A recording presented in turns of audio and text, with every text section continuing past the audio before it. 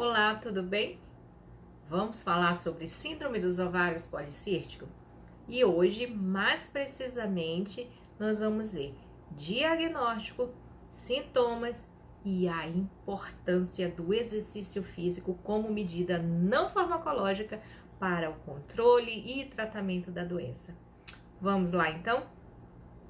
A síndrome dos ovários policísticos ela é uma doença crônica que acomete mulheres principalmente em fase reprodutiva, naquela fase ainda menstrual. É uma doença muito complexa que acontece por disfunções hormonais. E por que é tão importante estudar, aprender um pouco mais sobre síndrome dos ovários policísticos? Porque ela tem muito impacto na vida da paciente, não somente fisicamente, mas também psicologicamente e de modo reprodutivo. Então é muito importante falar sobre esta doença. E ainda mais, é uma doença que, se não estiver controlada, ela tem o risco aumentado para desenvolver outras doenças, como por exemplo, diabetes, pressão alta, doenças do coração, obesidade, câncer de endométrio, câncer de mama. Olha só quantos outros riscos a paciente que tem síndrome dos ovários policísticos e não está com a doença controlada tem.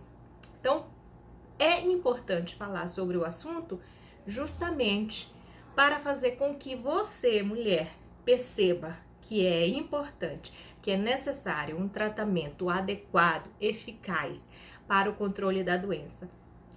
E faz parte do tratamento como medida não farmacológica, está descrito no livro a prática de exercício físico. Mas antes de nós falarmos do exercício físico, vamos falar um pouco sobre o diagnóstico da doença. Então, como nós damos o diagnóstico da doença? O diagnóstico é dado quando nós temos, dos 3 fatores que eu vou falar agora, pelo menos 2. Então, se nós estamos diante de uma paciente e ela apresenta 2 dos 3 fatores que eu vou falar agora, e nós afastamos o risco de outras doenças que também têm sintomas semelhantes à síndrome dos ovários policísticos, nós fechamos o diagnóstico da síndrome. Quais são os critérios? Primeiro, se nós temos falta de menstruação ou então uma menstruação que vem a cada 40 dias. Este é um critério. O outro critério é quando nós temos uma paciente, uma mulher que apresenta sintomas clínicos de que tem testosterona alta. Por exemplo, excesso de pelo, excesso de acne, oleosidade, ou no laboratório também a testosterona está alta. Esse é um outro critério.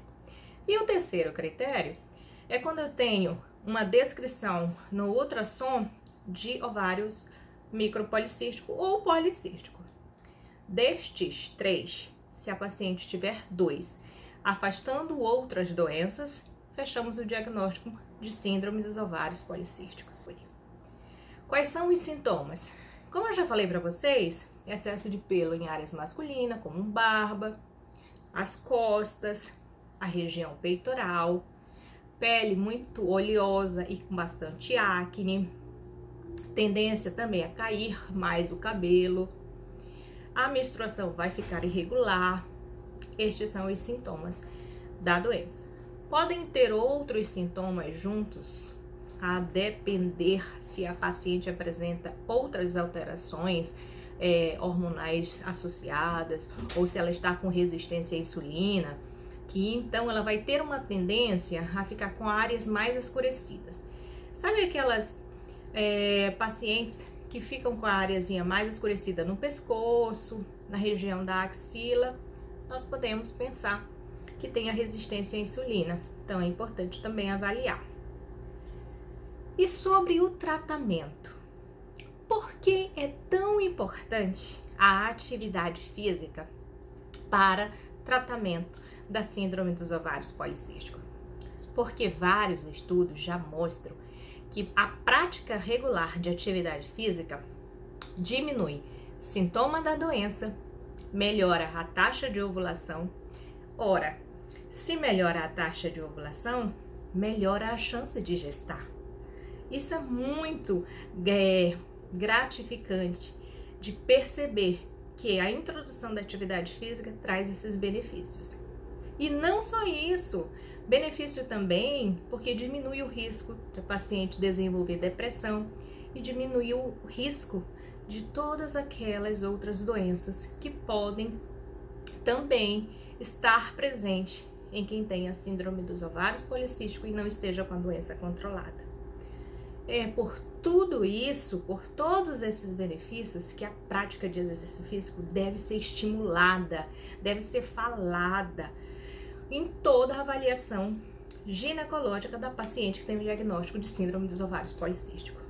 Então, não basta somente o tratamento medicamentoso, é necessário sim a prática de exercício físico para o controle adequado da doença, para uma qualidade de vida melhor. Qual é a frequência?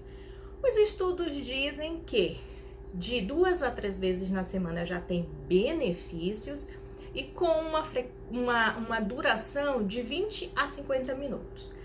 Então, se você ainda não realiza atividade física e você tem o diagnóstico da doença, coloque essa prática na sua rotina e que ela seja mantida. Lembre-se que a doença é crônica. E o que nós desejamos como tratamento? Desejamos que, embora você tenha o diagnóstico da doença, você não esteja doente.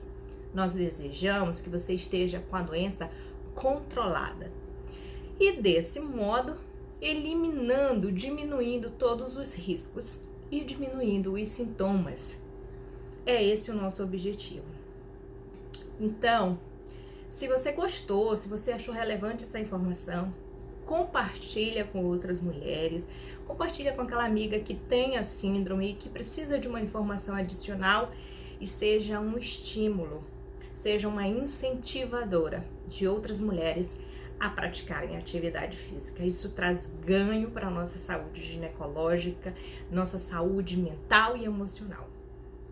Eu espero que essas informações tenham sido válidas. Se você gostou, deixa os comentários, compartilha e salva para mais informações. Forte abraço!